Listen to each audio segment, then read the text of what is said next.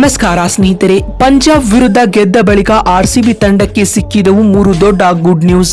ಹಾಗಾದರೆ ಸುದ್ದಿಯ ಸಂಪೂರ್ಣ ಮಾಹಿತಿ ಏನು?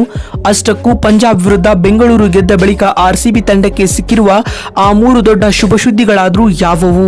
ಹೀಗೆ ಇದರೆಲ್ಲದರ ಬಗ್ಗೆ ಇವತ್ತಿನ ಈ ಒಂದು ವಿಡಿಯೋದಲ್ಲಿ ತಿಳಿಸ್ಕೊಡ್ತಾ ಹೋಗ್ತೀನಿ. ಹೀಗಾಗಿ ದಯವಿಟ್ಟು ಈ ವಿಡಿಯೋವನ್ನ ಕೊನೆವರೆಗೂ ನೋಡಿ ಸ್ನೇಹಿತರೆ.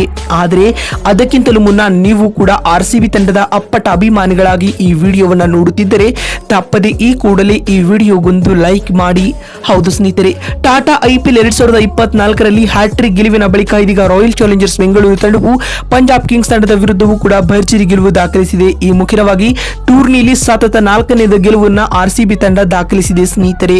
ಹೌದು, ನಿನ್ನೆ ಧರ್ಮಶಾಲಾ ಅಂಗಳದಲ್ಲಿ ನಡೆದ ಟಾಟಾ IPL 2024ರ 58ನೇ ಪಂದ್ಯದಲ್ಲಿ ಟಾಸ್ ಸೋತು ಮೊದಲು ಬ್ಯಾಟಿಂಗ್ ಮಾಡಿದ ರಾಯಲ್ ಚಾಲೆಂಜರ್ಸ್ ಬೆಂಗಳೂರು ತಂಡವು ನಿಗದಿತ 20 ಓವರ್ಗಳಲ್ಲಿ 7 ವಿಕೆಟ್ ಕಳೆದುಕೊಂಡು 241 ರನ್ ಕಲೆ ಹಾಕಿತು. ತಂಡದ ಪರ ಕೊಹ್ಲಿ 47 ಎಸೆತಗಳಿಂದ 92 ರನ್ ಬಾರಿಸಿ ಮಿಂಚಿದರೆ ಪಟ್ಟಿದಾರ್ ರವರು 23 ಎಸೆತಗಳಿಂದ ಸ್ಫೋಟಕ ಅರ್ಧಶತಕ ಬಾರಿಸಿ ವಿಕೆಟ್ ಒಪ್ಪಿಸಿದರು.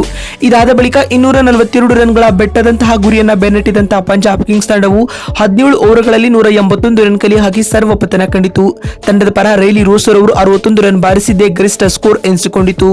ಇದರೊಂದಿಗೆ ರಾಯಲ್ ಚಾಲೆಂಜರ್ಸ್ ಬೆಂಗಳೂರು ತಂಡವು 60 ರನ್ಗಳ ಅಮೋಘ ಗೆಲುವನ್ನು ದಾಖಲಿಸಿತು. ಈಗ ಈ ಭರ್ಜರಿ ಗೆಲುವಿನೊಂದಿಗೆ ರಾಯಲ್ ಚಾಲೆಂಜರ್ಸ್ ಬೆಂಗಳೂರು ತಂಡಕ್ಕೆ ಒಟ್ಟಿಗೆ 3 ದೊಡ್ಡ ಗುಡ್ ನ್ಯೂಸ್ಗಳು ಸಿಕ್ಕಿವೆ.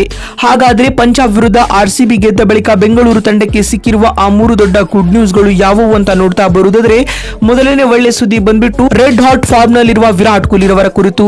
ಹೌದು ಸ್ನೇಹಿತರೆ, ವಿರಾಟ್ ಕೊಹ್ಲಿ ರವರು ಟಾಟಾ IPL 2024ರಲ್ಲಿ ತಮ್ಮ ಉಗ್ರ ರೂಪದ ಬ್ಯಾಟಿಂಗ್ ಅವತಾರವನ್ನ ತಾಳುತ್ತಿದ್ದಾರೆ. ಪ್ರತಿ ಪಂದ್ಯದಲ್ಲಿಯೂ ಅಮೋಘ ಆಟವನ್ನು ಆಡುತ್ತಿರುವ ವಿರಾಟ್ ಕೊಹ್ಲಿ ರವರು ಸದ್ಯ ಆರೆಂಜ್ ಕ್ಯಾಪ್ ಲೀಡರ್ ಪಟ್ಟಿಯಲ್ಲಿ ಟಾಪ್ ನಲ್ಲಿ ಕುಳಿತುಕೊಂಡಿದ್ದಾರೆ ಸ್ನೇಹಿತರೆ. ಅಲ್ಲದೆ ಈ ಬಾರಿಯ ಟೂರ್ನಿಯಲ್ಲಿ 600ಕ್ಕೂ ಅಧಿಕ ರನ್ ಕಲೆ ಹಾಕಿದ ಮೊಟ್ಟ ಮೊದಲ ಆಟಗಾರ ಎಂಬ ವಿಶ್ವ ದಾಖಲೆಯನ್ನ ಕೂಡ ಕಿಂಗ್ ಹೊಂದಿದ್ದಾರೆ. ಇದೇ ರೀತಿಯ ಆಟವನ್ನ ವಿರಾಟ್ ಮುಂಬರುವ ಪಂದ್ಯಗಳಲ್ಲಿ ಆಡಿದ್ದೇ ಆದಲ್ಲಿ ಆರ್ಸಿಬಿ ತಂಡವು ಪ್ಲೇ ಆಫ್ಗೆ ಎಂಟ್ರಿ ನೀಡುವುದರಲ್ಲಿ ಯಾವುದೇ ಅನುಮಾನ ಇಲ್ಲ ಅಂತ ಹೇಳಬಹುದು.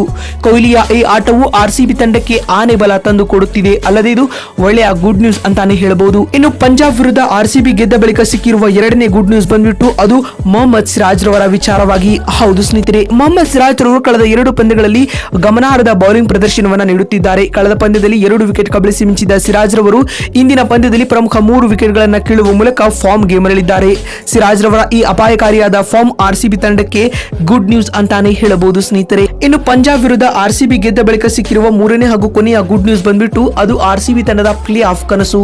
ಹೌದು ಸ್ನೇಹಿತರೆ, ಪಂಜಾಬ್ ವಿರುದ್ಧ ಗೆದ್ದಿರುವ ರಾಯಲ್ ಚಾಲೆಂಜರ್ಸ್ ಬೆಂಗಳೂರು ತಂಡವು ಇದೀಗ ಅಂಕಪಟ್ಟಿಯಲ್ಲಿ 7ನೇ ಸ್ಥಾನದಲ್ಲಿದೆ. ಅಲ್ಲದೆ ನೆಟ್ ನಲ್ಲಿಯೂ ಕೂಡ ಅಭಿವೃದ್ಧಿಯನ್ನ ಪಡಿಸಿಕೊಂಡಿದೆ ಸ್ನೇಹಿತರೆ. ಇದರೊಂದಿಗೆ ರಾಯಲ್ ಚಾಲೆಂಜರ್ಸ್ ಬೆಂಗಳೂರು ತಂಡದ ಪ್ಲೇ ಆಫ್ ಆಸೆ ಇನ್ನೂ ಕೂಡ ಜೀವಂತವಾಗಿದೆ ಅಂತ ಹೇಳಬಹುದು. ಮುಂಬರುವ 2 ಪಂದ್ಯಗಳಲ್ಲಿಯೂ ಬೃಹತ್ ಗೆಲುವನ್ನು ಆರ್ಸಿಬಿ ತಂಡ ದಾಖಲಿಸಿದೆ. ಆದಲ್ಲಿ ಆರ್ಸಿಬಿ ತಂಡವು IPL 2024ರ ಪ್ಲೇ ಆಫ್ಗೆ ಎಂಟ್ರಿ ನೀಡಲಿದೆ ಅಂತ ಹೇಳಬಹುದು. ಈ ಮುಖ್ಯವಾಗಿ ಇದು ಆರ್ಸಿಬಿ ತಂಡಕ್ಕೆ ಸಿಕ್ಕಿರುವ 3ನೇ ಹಾಗೂ ಕೊನೆಯ ಗುಡ್ ನ್ಯೂಸ್ ಅಂತಾನೆ ಹೇಳಬಹುದು.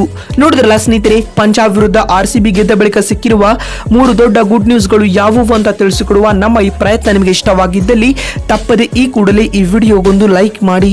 ವಿಡಿಯೋವನ್ನ ಇಲ್ಲಿವರೆಗೂ ನೋಡಿದ್ದಕ್ಕಾಗಿ ಧನ್ಯವಾದಗಳು. ಮತ್ತೊಂದು ವಿಡಿಯೋದಲ್ಲಿ ಸಿಗ್ತೀನಿ. ಅಲ್ಲಿವರೆಗೂ ನಮಸ್ಕಾರ, ಧನ್ಯವಾದಗಳು ಸ್ನೇಹಿತರೆ.